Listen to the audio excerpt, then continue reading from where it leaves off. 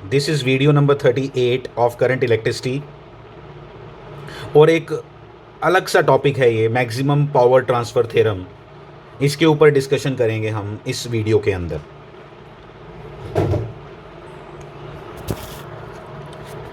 सबसे पहले मैं एक सर्किट लेता हूं जो बेसिक सर्किट है। बेसिक सर्किट देखना क्या होता है। बेसिक सर्किट होता है एक बैटरी और बैटरी के साथ एक लोड, खत्म।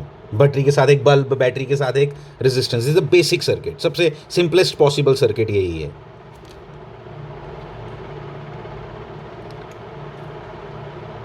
एक बैटरी, बैटरी जब ली, ये बैटरी है, दिस इज बैटरी, क्योंकि ये उसका इंटरनल रेजिस्टेंस है, अनअवॉइडेबल, कुछ कर नहीं सकते हम, है ही है। और हमने इसके साथ लगा दिया एक रेजिस्टेंस। इस बैटरी का ईएमएफ है ई। ये हमने बाहर से एक बल्ब लगाया जिसका रेजिस्टेंस है आर, जो आपको कैलकुलेट करना बहुत बार सिखा दिया। मैक्सिमम पावर ट्रांसफर थ्योरम कहती है कि इस आर तक मैक्सिमम पावर कब पहुंचेगी। ठीक है, इस आर तक मैक्सिमम पावर कब पहुंचेगी, हम इसको कैलकुलेट करेंगे। ये बताएंगे हम कि जब इस आर की वैल्यू जब इस स्मॉल आर के बराबर होती है,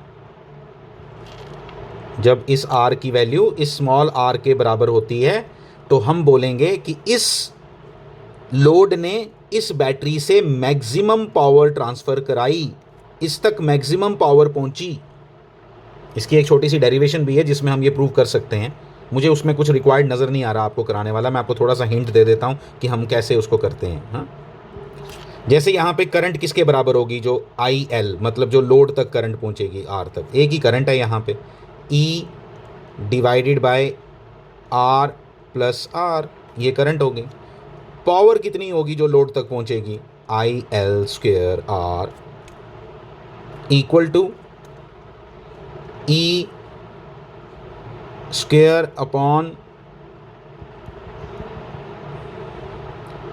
ई square upon R square plus R square plus 2RR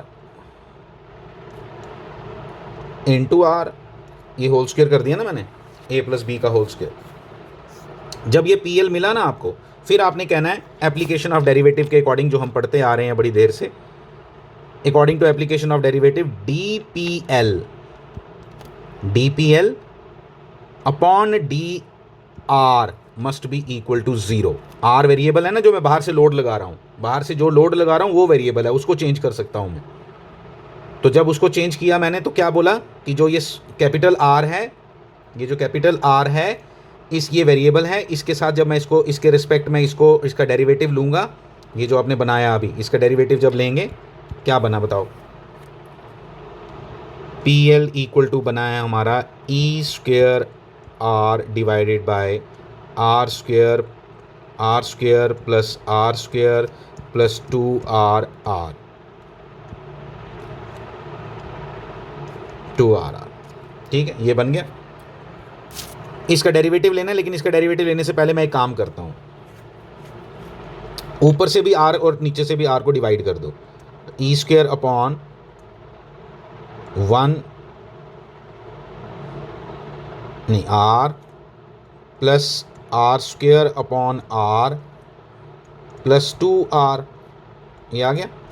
अब मैं बोलूँगा for PL to be maximum, इस PL के मैक्सिमम होने के लिए ये डिनोमिनेटर मिनिमम होना चाहिए, और इस डिनोमिनेटर के मिनिमम होने के लिए इसका डेरिवेटिव 0 होना चाहिए। ये जो डिनोमिनेटर में लिखा है, इंपॉर्टेंट नहीं है डेरिवेशन, ये बिल्कुल नहीं है इंपॉर्टेंट, लेकिन जस्ट आइडिया दे रहा हूँ आपको कि कैसे करना है। ये डिनोमिनेटर क्या होना चाहिए, मैक्सिमम होना चाहिए, सॉरी, ये डिनोमिनेटर मिनिमम होना चाहिए, और इसको मिनिमम करने के लिए इसका डेरिवेटिव डिनोमिनेटर का, देखो मैं कैसे लिख रहा हूँ, डिनोमिनेटर का डेरिवेटिव, डिनोमिनेटर का derivative with respect to R must be equal to क्या होना चाहिए, 0। आर का डेरिवेटिव 1, इसका डेरिवेटिव माइनस ये आना चाहिए, 1/x का डेरिवेटिव ये होता है, इक्वल टू 0, इसका डेरिवेटिव 0 है। तो यहाँ से हमने डिराइव कर लिया कि R must be equal to internal resistance of battery, तब जाके हमें क्या मिलेगी, मैक्सिमम पावर। और जो मैक्सिमम पावर होगी वो होगी कितनी, मैक्सिमम पावर तो कब मिलेगी, कैसी, किस कंडीशन में मिलेगी, इस कंडीशन में मिलेगी। देखना, इस कंडीशन में मुझे मैक्सिमम पावर मिलेगी। जब इस r की वैल्यू r के बराबर हो, इस r की वैल्यू r के बराबर हो तब मुझे मैक्सिमम पावर मिलेगी। बट वो मैक्सिमम पावर होगी कितनी, बट वो मैक्सिमम पावर होगी कितनी, कितनी होगी आप याद रख लो फॉर्मूला, E²/4R।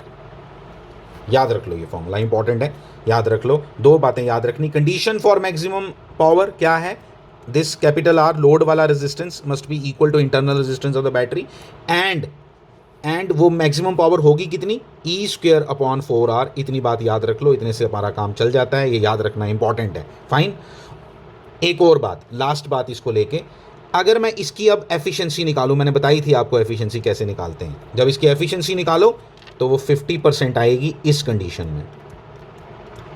जब आपने मैक्सिमम पावर के लिए अगर ध्यान दिया तो एफिशिएंसी मैक्सिमम नहीं होती उस समय एफिशिएंसी कितनी होगी, 50%। जस्ट 50% एफिशिएंसी अगर आपको मिलेगी, कब, जब आपने इन दोनों की वैल्यू क्या ली, बराबर।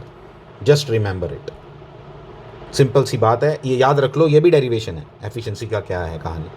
लेकिन अभी जितना मैंने आपको बताया इस वीडियो के अंदर, this is enough for you for maximum power transfer. जब न्यूमेरिकल्स की थोड़ी प्रैक्टिस करेंगे इसके ऊपर तो आपका और ज़्यादा क्लियर हो जाएगा। Thank you.